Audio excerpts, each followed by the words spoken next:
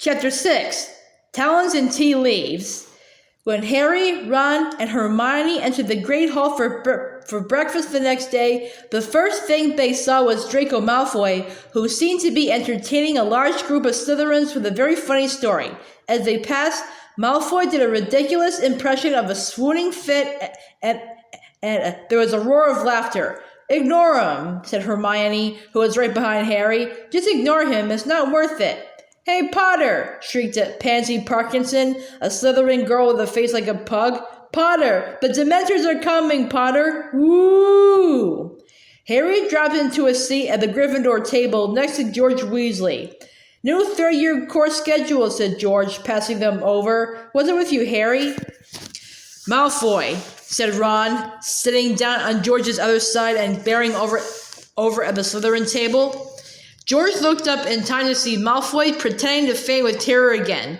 "That little git," he said calmly. "He wasn't so cocky last night when the Dementors were down at our end of the train.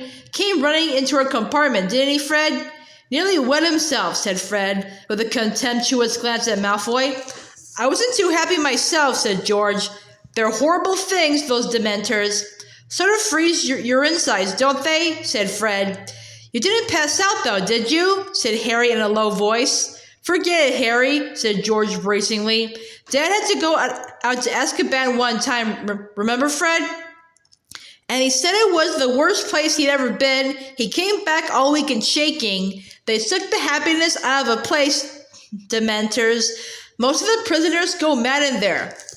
Anyway, we'll see how happy Malfoy looks after our first Quidditch match," said Fred. "Gryffindor versus Slytherin, first game of the season, remember?" The only time Harry and Malfoy had faced each other in a Quidditch match, Malfoy had definitely come off worse. Feeling slightly more cheerful, Harry helped himself to sausages and fried tomatoes. Hermione was examining her new schedule. "Ooh, good, we're starting some new subjects today," she said happily.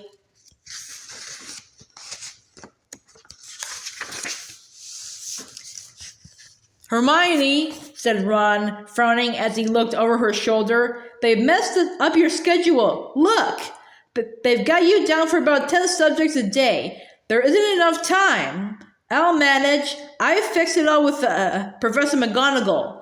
"But look," said Ron, laughing. "See this morning? 9 o'clock divination, and underneath 9 o'clock Muggle studies, and..." Ron leaned closer to the schedule, disbelieving. "Look, underneath that, arithmancy, 9 o'clock. I mean, I know you're good, Hermione, but no one's that good. How are you supposed to be in 3 classes at once?" "Don't be silly," said Hermione shortly. "Of course I won't be in 3 classes at once." "Well then, pass the marmalade," said Hermione. "But, oh Ron, what's it to you if my schedule's a bit full?" Hermione snapped. "I told you I fixed it up with Professor McGonagall." Just then, Hagrid entered the Great Hall. He was wearing this long moleskin overcoat and was absent-mindedly swinging a dead polecat from one enormous hand. "All right," he said eagerly, pausing on the way to the staff table. "You're in my first ever lesson, right after lunch. Been out since 5 getting everything ready. Hope it's okay. Me, a teacher, honestly." He grinned broadly at them and headed off to the staff table, still swinging the polecat. Wonder what he's been getting ready," said Ron, a note of anxiety in his voice. The hall was starting to empty as people headed off toward their first lesson. Ron checked his course schedule. "We better go. Look, divination's at the top of North Tower. It'll take us 10 minutes to get there." They finished their breakfast hastily, said goodbye to Fred and George, and walked back through the hall. As they passed the Slytherin table, Malfoy did yet another impression of a fainting fit. The shouts of laughter followed Harry into the entrance hall. The journey through the castle to North Tower was a long one. 2 years at Hogwarts hadn't taught them everything about the castle, and they had never been inside North Tower before. "There's got to be a shortcut," Ron panted as they climbed their 7th long staircase and emerged on an unfamiliar landing, where there was nothing but a large painting of bare stretch of glass hanging on the stone wall. "I think it's this way," said Hermione, peering down the empty passage to the right. "Can't be," said Ron. "That's south. Look, you can see a bit of the lake out of the window." Harry was watching the painting. A fat, dapple gray pony had just ambled onto the grass and was grazing nonchalantly. Harry was used to the subjects of Hogwarts paintings moving around and leaving their frames to visit one another, but he always enjoyed watching it. A moment later, a short, squat knight in a suit of armor clanked into the picture after his pony. By the look of the grass stains on his metal knees, he had just fallen off. "Aha!" he yelled, seeing Harry, Ron, and Hermione. "What villains are these that trespass upon my private lands? Come to scorn at my fall, perchance. Draw, you knaves, you dogs!" They watched in astonishment as the little knight tugged his sword out of its scabbard and began brandishing it violently, hopping up and down in rage. But the sword was too long for him. A particularly wild swing made him overbalanced, and he landed face down in the grass. "Are you all right?" said Harry, moving closer to the picture. "Get back, you scurvy braggart! Back, you rogue!" The knight seized his sword again and used it to push himself back up, but the blade sank deeply into the grass and, though he pulled with all his might, he couldn't get it out again. Finally, he had to flop back down onto the grass and push up his visor to mop his sweating face. "Listen," said Harry, taking advantage of the knight's exhaustion. "We're looking for the North Tower. You don't know the way, do you? A quest!" The knight's rage seemed to vanish instantly. He clanked to his feet and shouted, "Come follow me, dear friends, and we shall find our goal, or else shall perish bravely in the charge." He gave his sword another fruitless tug, tried and failed to mount the fat pony, gave up, and cried, "On foot then, good sirs and gentle lady, on!" And he ran, clanking loudly, into the left side of the frame and out of sight. They hurried after him along the corridor, following the sound of his armor. Every now and then they spotted him running through a picture ahead. "Be of stout heart, the worst is yet to come," yelled the knight, and they saw him reappear in front of an alarmed group of women in crinolines, whose picture hung on the wall of a narrow spiral staircase. Puffing loudly, Harry, Ron, and Hermione climbed the tightly spiraling steps, getting dizzier and dizzier, until at last they heard the murmur of voices above them and knew they had reached the classroom. "Farewell," cried the knight, popping his head into a painting of some sinister-looking monks. "Farewell, my comrades in arms. If ever you have need of noble heart and steely sinew, call upon Sir Cadogan." "Yeah, we'll call you," muttered Ron as the knight disappeared, "if we ever need someone mental." They climbed the last few steps and emerged onto a tiny landing where most of the class was already assembled. There were no doors off this landing, but Ron nudged Harry and pointed at the ceiling where there was a circular trapdoor with a brass plaque on it. "Sybil Trelawney, divination teacher," Harry read. "How are we supposed to get up there?" As though in answer to his question, the trapdoor suddenly opened, and the silvery ladder descended right at Harry's feet. Everyone got quiet. "After you," said Ron, grinning, so Harry climbed the ladder first. He emerged into the strangest-looking classroom he had ever seen. In fact, it didn't look like a classroom at all, more like a cross between someone's attic and an old-fashioned tea shop. At least 20 small circular tables were crammed inside it, all surrounded by chintz armchairs and fat little poofs. Everything was lit with a dim crimson light. The curtains at the windows were all closed, and the many lamps were draped with dark red scarves. It was stiflingly warm, and the fire that was burning under the crowded mantelpiece was giving off a heavy, sickly sort of perfume as it heated a large copper kettle. The shelves running around the circular walls were crammed with dusty-looking feathers, stubs of candles, many packs of tattered playing cards, countless silvery crystal balls, and a huge array of teacups. Ron appeared at Harry's shoulder as the class assembled around them, all talking in whispers. "Where is she?" Ron said. A voice came suddenly out of the shadows, a soft, misty sort of voice. "Welcome," it said. "How nice to see you in the physical world at last." Harry's immediate impression was of a large glittering insect. Professor Trelawney moved into the firelight, and they saw that she was very thin. Her large glasses magnified her eyes to several times their natural size, and she was draped in a gauzy spangled shawl. Innumerable chains and beads hung around her spindly neck, and her arms and hands were encrusted with bangles and rings. "Sit, my children, sit," she said, and they all climbed awkwardly into armchairs or sank onto poufs. Harry, Ron, and Hermione sat themselves around to the same round table. "Welcome to divination," said Professor Trelawney, who had seated herself in a winged armchair in front of the fire. "My name is Professor Trelawney. You may not have seen me before. I find that descending too often into the hurdle and hustle and bustle of the main school clouds my inner eye." Nobody said anything to this extraordinary pronouncement. Professor Trelawney delicately rearranged her shawl and continued, "So you have chosen to study divination, the most difficult of all magical arts. I must warn you at the outset that if you do not have the sight, there is very little I will be able to teach you. Books can take you only so far in this field." At these words, both Harry and Ron glanced, grinning, at Hermione, who looked startled at the news that books wouldn't be much help in this subject.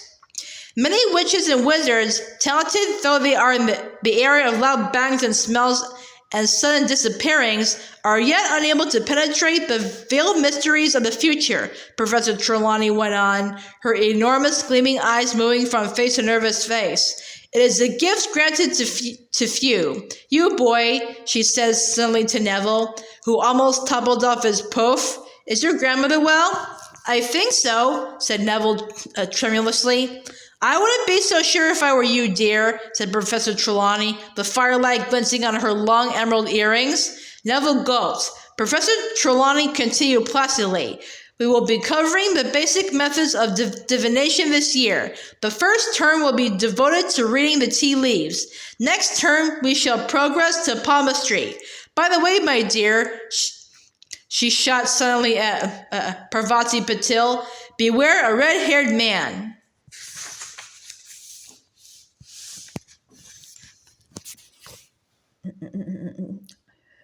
Parvati gave a startled look at Ron, who was right behind her, and edged her chair away from him. "In the second term," Professor Trelawney went on, "we shall progress to the crystal ball, if we have finished with fire omens, that is. Unfortunately, classes will be disrupted in February by a nasty bout of flu. I myself will lose my voice, and around Easter, one of our number will leave us forever." A very tense silence followed this pronouncement, but Professor Trelawney seemed unaware of it. "I wonder, dear," she said to Lavender Brown, who was nearest and shrank back in her chair, "if you could pass me the largest silver teapot?" Lavender, looking relieved, stood up, took an enormous teapot from the shelf, and put it down on the table in front of Professor Trelawney. "Thank you, my dear. Incidentally, that thing you are dreading, it will happen on Friday the 16th of October. Lavender trembled. "Now, I want you all to divide into pairs. Collect a teacup from the shelf, come to me, and I will fill it.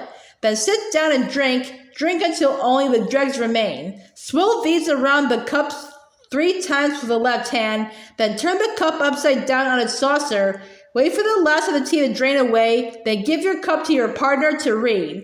You will interpret the patterns using pages 5 and 6 of Unfolding the Future. I shall move among you, helping and instructing. Oh, and dear," she caught Neville by the arm as he made him stand up, "after you have broken your first cup, would you be so kind as to select one of the blue pattern ones? I'm rather attached to the pink." Sure enough, Neville had no sooner reached the shelf of teacups when there was a tinkle of breaking china. Professor Trelawney swept over to him, holding a dustpan and brush, and said, "One of the blue ones, then, dear, if you wouldn't mind, thank you." When Harry and Ron had their teacups filled, they went back to their table and tried to drink the scalding tea quickly. They swirled the dregs around as Professor Trelawney had instructed, then drained the cups and swapped over. "Right," said Ron, as they both opened their books at pages 5 and 6. "What can you see in mine?" "A little soggy brown stuff," said Harry. The heavily perfumed smoke in the room was making him feel sleepy and stupid. "Broaden your minds, my dears, and allow your eyes to see past the mundane," Professor Trelawney cried through the gloom. Harry tried to pull himself together. "Right, you've got a crooked sort of cross," he consulted, unfolding the future. "That means you're going to have trials and suffering. Sorry about that, but there's a thing that could be the sun. Hang on, that means great happiness. So you're going to suffer, but be very happy." "You need your inner eye tested, if you ask me," said Ron, and they both had to stifle their laughs as Professor Trelawney gazed in their direction. "My turn." Ron peered into Harry's teacup, his forehead wrinkled with effort. "There's a blob a bit like a bowler hat," he said. "Maybe you're going to work for the Ministry of Magic." He turned the teacup the other way up. "But this way, it looks more like an acorn. What's that?" He scanned his copy of Unfogging the Future. "A windfall, unexpected gold. Excellent. You can lend me some. And there's a thing here." He turned the cup again. That looks like an animal. Yeah, if that was its head, it looks like a hippo. No, a sheep." Professor Trelawney whirled around as Harry let out a snort of laughter. "Let me see that, my dear," she said reprovingly to Ron, sweeping over and snatching Harry's cup from him. Everyone went quiet to watch. Professor Trelawney was staring into the teacup, rotating it counterclockwise. "The falcon! My dear, you have a deadly enemy." "But everyone knows that," said Hermione in a loud whisper. Professor Trelawney stared at her. Well, they do, said Hermione. "Everybody knows about Harry and you-know-who." Harry and Ron stared at her with a mixture of amazement and admiration. They had never heard Hermione speak to a teacher like that before. Professor Trelawney chose not to reply. She lowered her huge eyes to Harry's cup again and continued to turn it. "The club! An attack! Dear, this is not a happy cup." "I thought that was a bowler hat," said Ron sheepishly. "The skull! Danger in your path, my dear." Everyone was staring, transfixed, at Professor Trelawney, who gave the cup a final turn, gasped, and then screamed. There was another tinkle of breaking china. Neville had smashed his second cup. Professor Trelawney sank into a vacant armchair, her glittering hand at her heart and her eyes closed. "My dear boy, my poor dear boy. No, it is kinder not to say. No, don't ask me." "What is it, Professor?" said Dean Thomas at once. Everyone had got to their feet, and slowly they crowded around Harry and Ron's table, pressing close to Professor Trelawney's chair to get a good look at Harry's cup. "My dear," Professor Trelawney's huge eyes opened dramatically, "you have the grim." "The what?" said Harry. He could tell that he wasn't the only one who didn't understand.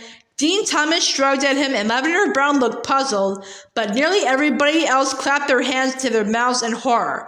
"The grim, my dear, the grim!" cried Professor Trelawney, who looked shocked that Harry hadn't understood. "The giant spectral dog that haunts churchyards." "My dear boy, it is an omen, the worst omen, of death." Harry's stomach lurched. That dog on the cover of Death Omens and Flourish and Blots, the dog in the shadows of Magnolia Crescents. Lavender Brown clapped her hands to her mouth too. Everyone was looking at Harry, everyone except Hermione, who had gotten up and moved around to the back of Professor Trelawney's chair. "I don't think it looks like a grim," she said flatly.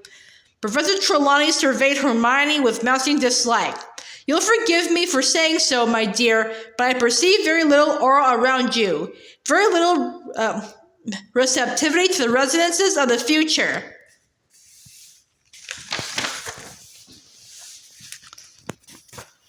Seamus Finnegan was tilting his head from side to side. It looks like a Grim if you do this, he said, with his eyes almost shut. But it looks more like a donkey from here, he said, leaning to the left. When you've all finished deciding whether I'm going to die or not, said Harry, taking even himself by surprise. Now nobody seemed to want to look at him. I think we will leave the lesson here for today, said Professor Trelawney in her mistiest voice. Yes, please pack away your things. Silently, the class took their teacups back to Professor Trelawney, packed away their books, and closed their bags. Even Ron was avoiding Harry's eyes. Until we meet again, said Professor Trelawney faintly. Fair fortune by yours. Oh, and dear, she pointed at Neville, you'll be late next time, so mind you work extra hard to catch up. Harry, Ron, and Hermione descended Professor Trelawney's ladder and the winding stair in silence, then set out to Professor McGonagall's Transfiguration lesson.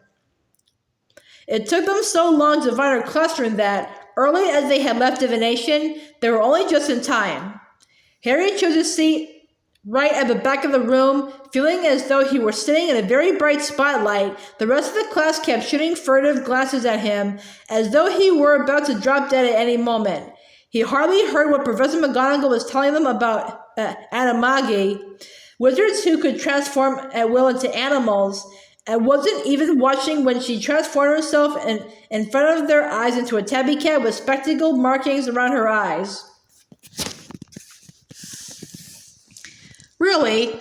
What has got into you all today? Said Professor McGonagall, turning back into herself with a faint pop and staring around at them all.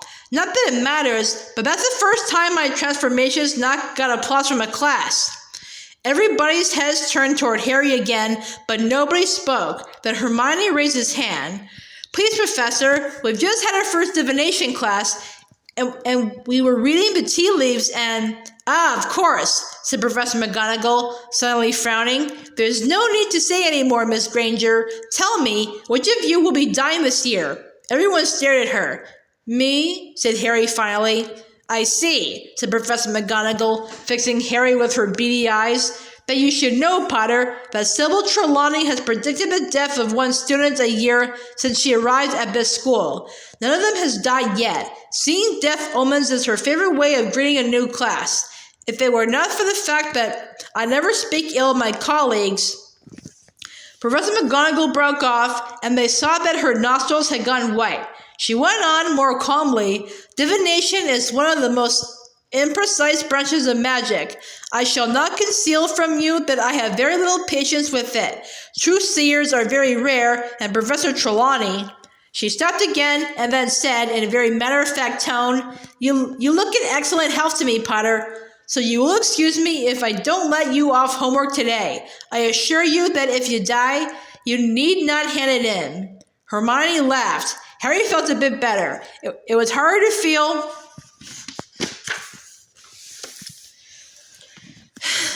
scared of a lump of tea leaves away from the dim red light and befuddling perfume of Professor Trelawney's classroom. Not everyone was convinced, however. Ron still looked worried, and Lavender whispered, But what about Neville's cup? When the Transfiguration class had finished, they joined the crowd thundering toward the Great Hall for lunch. Ron, cheer up, said Hermione, pushing a dish of stew toward him. You heard what Professor McGonagall said. Ron spooned stew onto his plate and picked up his fork but didn't start. Harry, he said in a low, serious voice, you haven't seen a great black dog anywhere, have you? Yeah, I have, said Harry. I saw one the night I left the Dursleys. Ron let his fork fall with a clatter. Probably a stray, said Hermione calmly. Ron looked at Hermione as though she had gone mad. Hermione, if Harry's seen a Grim, that's bad, he said. My Uncle Bilious saw one and he died 24 hours later. Coincidence, said Hermione airily, pouring herself some pumpkin juice. You don't know what you're talking about, said Ron, starting to get angry. Grim scared the living daylights out of most wizards. There you are then, said Hermione in a superior tone. They see the Grim and die of fright. The Grim's not an omen, it's the cause of death. And Harry's still with us because he's not stupid enough to see one and think, right, well, I better kick the bucket then. Ron mouthed wordlessly at Hermione, who opened her bag, took out her new arithmetic book, and propped it open against the juice jug. I think divination seems very woolly, she said, searching for her page. A lot of guesswork if you ask me. There was nothing woolly about the Grim in that cup, said Ron hotly. You didn't seem quite so confident when you were telling Harry it was a sheep, said Hermione coolly. Professor Trelawney said you didn't have the right aura. You just don't like being bad at something for a change. He had touched a nerve. Hermione slammed her arithmetic book down on the table so hard that bits of meat and care flew everywhere. If being good at divination means I have to pretend to see death omens in a lump of tea leaves, I'm not sure I'll be studying it much longer. That lesson was absolute rubbish compared with my arithmetic class. She snatched up her bag and stalked away. Ron frowned at her. What's she talking about? He said to Harry. She hasn't been to the arithmetic class yet. Harry was pleased to get out of the castle after lunch. Yesterday's rain had cleared, the sky was a clear pale gray, and the grass was springy and damp underfoot as they set off for their first ever Care of Magical Creatures class. Ron and Hermione weren't speaking to each other. Harry walked beside them in silence as they went down the sloping lawns to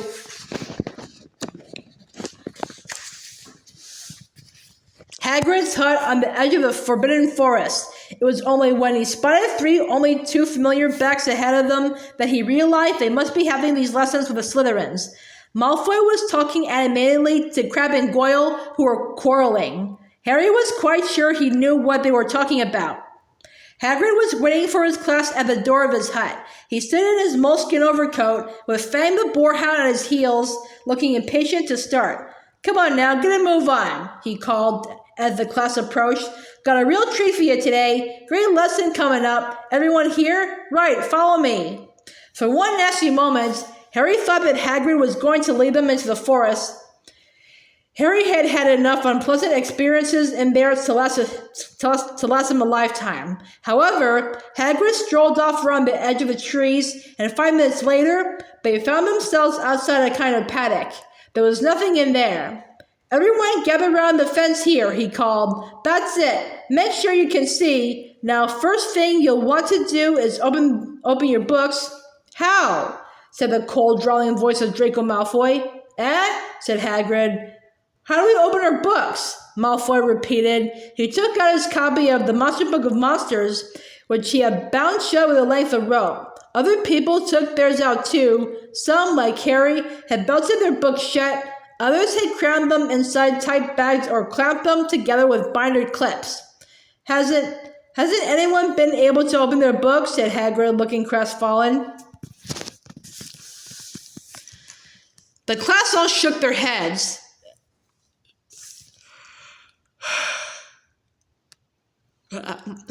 You've got to stroke them, said Hagrid, as though this was the most obvious thing in the world. Look!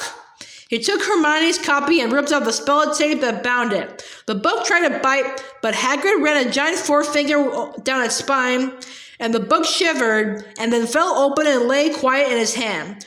Oh, how silly we've all been, Malfoy sneered. We should have stroked them. Why didn't we guess? I thought they were funny, Hagrid said uncertainly to Hermione. Oh, tremendously funny, said Malfoy. Really witty, giving us books that try and rip our hands off. Shut up, Malfoy, said Harry quietly. Hagrid was looking downcast, and Harry wanted Hagrid's first lesson to be a success. Right, Ben, said Hagrid, who seemed to have lost his thread. So you've got your books, and now you need the magical creatures. Yeah, so I'll go and get them. Hang on. He strode away from him into the forest and out of sight. God, this place is going to the dogs, said Malfoy loudly. That oaf teaching classes, my father will have a fit when I tell him. Shut up, Malfoy, Harry repeated. Careful, Potter, there's a Dementor behind you. Ooh, squealed Lavender Brown, pointing toward the opposite side of the paddock. Trotting toward them were a dozen of the most bizarre creatures Harry had ever seen. They had the bodies, hind legs, and tails of horses, with the front legs, wings, and heads of what seemed to be giant eagles, with cruel steel-colored beaks and large, brilliantly orange eyes. The talons on their front legs were half a foot long and deadly looking. Each of the beasts had a thick leather collar around its neck, which was attached to a long chain, and the ends of all these were held in the vast hands of Hagrid, who came jogging into the paddock behind the creatures. Gee up there, he roared, shaking the chains and urging the creatures toward the fence where the class stood. Everyone drew back slightly as Hagrid reached them and tethered the creatures to the fence. Hippogriffs, Hagrid roared happily, waving a hand at them.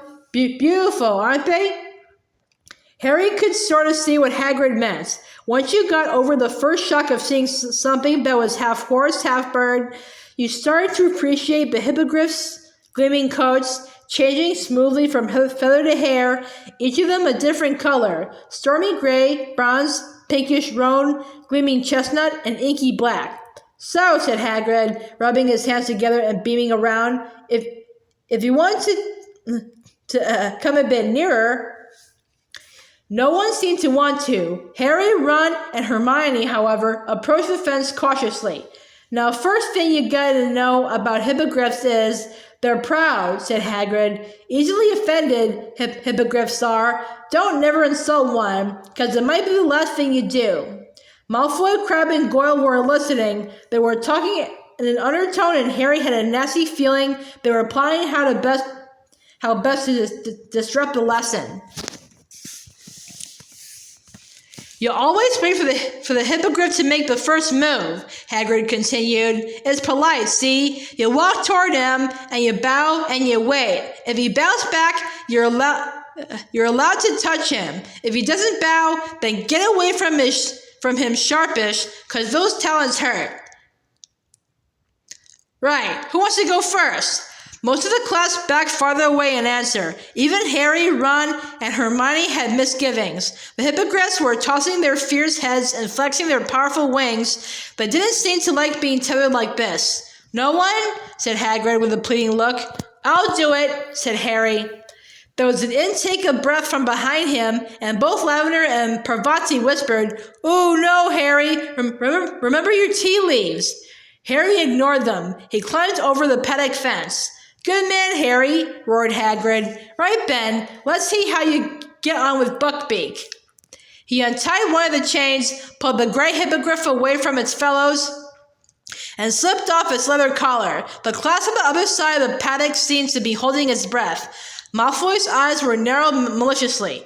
Easy now, Harry, said Hagrid quietly. You've got eye contact. Now try not to blink. Hippogriffs don't trust it if you blink too much. Harry's eyes immediately began to water, but he didn't shut them. Buckbeak had turned his great sharp head and was staring at Harry with one fierce orange eye.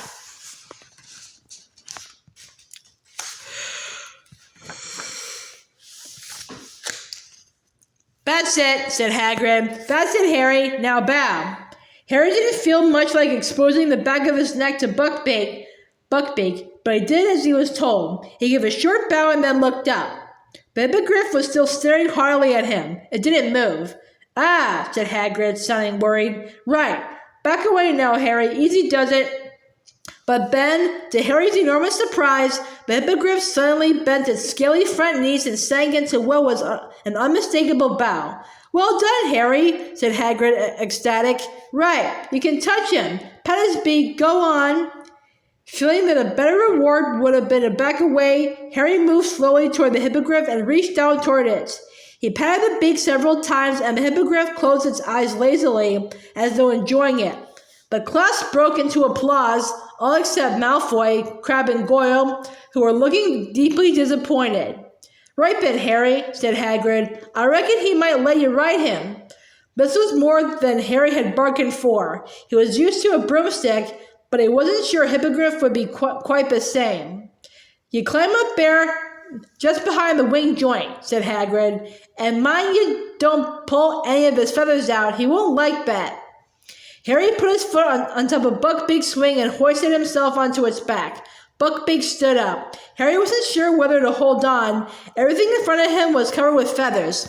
Go on then, roared Hagrid, slapping the hippogriff's hindquarters. Without warning, 12-foot wings flapped open on either side of Harry. He just had time to see the hippogriff around the neck before he was soaring upward.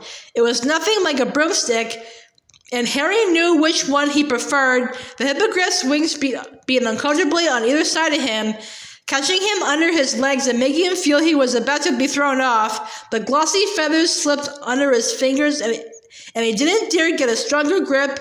Instead of the smooth action of his Nimbus 2000, he now felt himself rocking backward and forward as the hindquarters of the hippogriff rose and fell with his wings.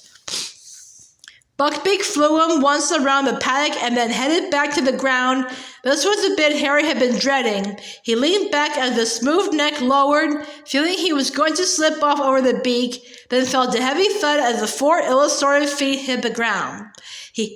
He just managed to hold on and push himself straight again. Good work, Harry, roared Hagrid as everyone except Malfoy, Crabbe, and Goyle cheered. Okay, who else wants to go?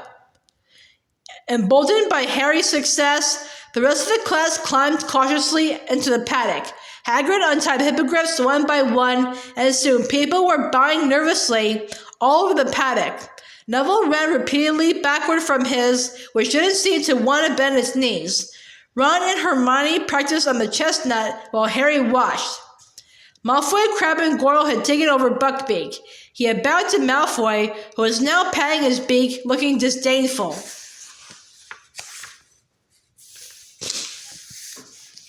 This is very easy, Malfoy drawled, loud enough for Harry to hear him. I knew it must have been. If Potter could do it, I bet you're not dangerous at all, are you? He said to the hippogriff. Are you, you great ugly brute? It happened in a flash of steely talons. Malfoy let out a high-pitched scream, and the next moment, Hagrid was wrestling Buckbeak back into his collar as he strained to get at Malfoy, who lay curled in the grass, blood blossoming over his robes. I'm dying, Malfoy yelled as the class panicked. I'm dying, look at me, it's killed me. You're not dying, said Hagrid, who had gone very white. Someone help me, gotta get him out of here. Hermione ran to hold open the gates as Hagrid lifted Malfoy easily. As they passed, Harry saw that there was a long, deep gash on Malfoy's arm. Blood splattered on the grass, and Hagrid ran with him up the slope toward the castle. Very shaken, the charismatic creature's class followed at a walk. The Slytherins were all shouting about Hagrid. They should fire him straight away, said Pansy Parkinson, who was in tears. It was Malfoy's fault, snapped Dean Thomas. Crabbe and Goyle flexed their muscles threateningly. They all climbed the stone steps into the deserted entrance hall. I'm going to see if he's okay, said Pansy, and they all watched her run up the marble staircase. The Slytherins, still muttering about Hagrid, headed away in the direction of their dungeon common room. Harry, Ron, and Hermione proceeded upstairs to Gryffindor Tower. Do you think he'll be all right? Said Hermione nervously. Of course he will. Madame Pomfrey can mend cuts in about a second, said Harry, who had far worse injuries mended magically by the nurse. That was a really bad thing to happen in Hagrid's first class, though, wasn't it? Said Ron, looking worried. Trust Malfoy to mess things up for him. They were among the first to reach the Great Hall at dinner time, hoping to see Hagrid, but he wasn't there. They wouldn't fire him, would they? Said Hermione anxiously, not touching her steak and kidney pudding. They better not, said Ron, who wasn't eating either. Harry was watching the Slytherin table. A large group, including Crabbe and Goyle, was huddled together, deep in conversation. Harry was sure they were cooking up their own version of how Malfoy had been injured. Well, you can't say it wasn't an interesting first day back, said Ron gloomily. They went up to the crowded Gryffindor common room after dinner and tried to do the homework Professor McGonagall had given them, but all three of them kept breaking off and glancing out of the tower window. There's a light on in Hagrid's window, Harry said suddenly. Ron looked at his watch. If we hurried, we could go down and see him. It's still quite early. I don't know, Hermione said slowly, and Harry saw her glance at him.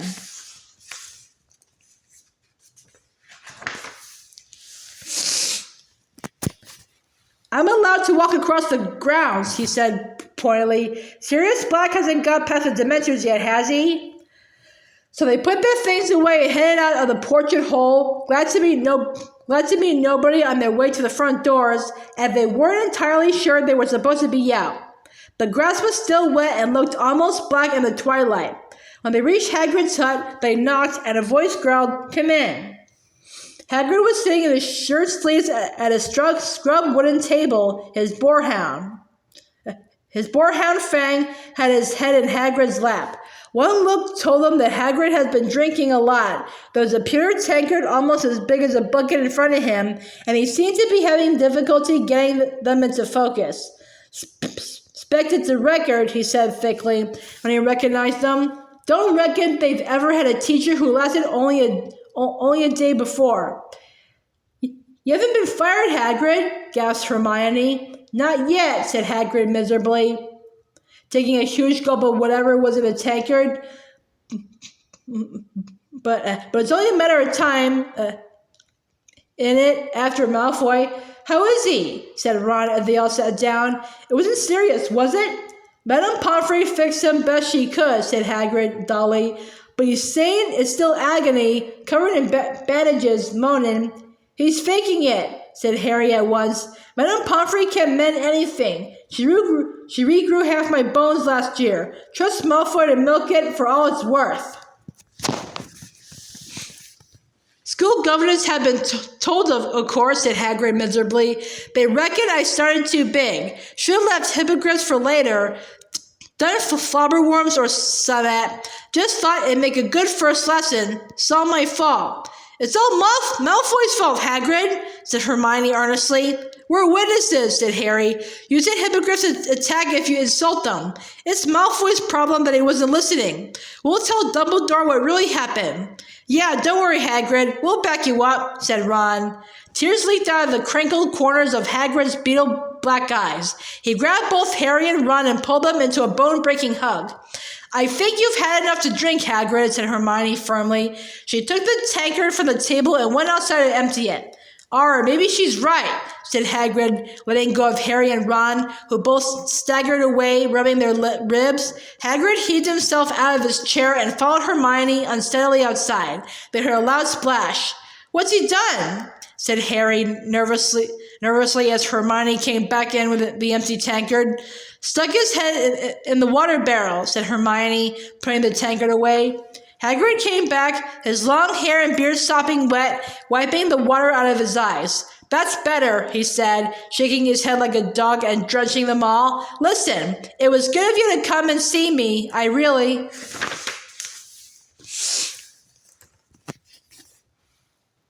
Hagrid stopped dead, staring at Harry as though he only just realized he was there. "What do you think you're doing, eh?" he roared, so suddenly that they jumped a foot in the air. You're not to go wandering around after dark, Harry, and you two, let him." Hagrid strode over to Harry, grabbed his arm, and pulled him to the door. "Come on," Hagrid said angrily. "I'm taking you're all back up to school, and don't let me catch you walking down to see me after dark again. I'm not worth that."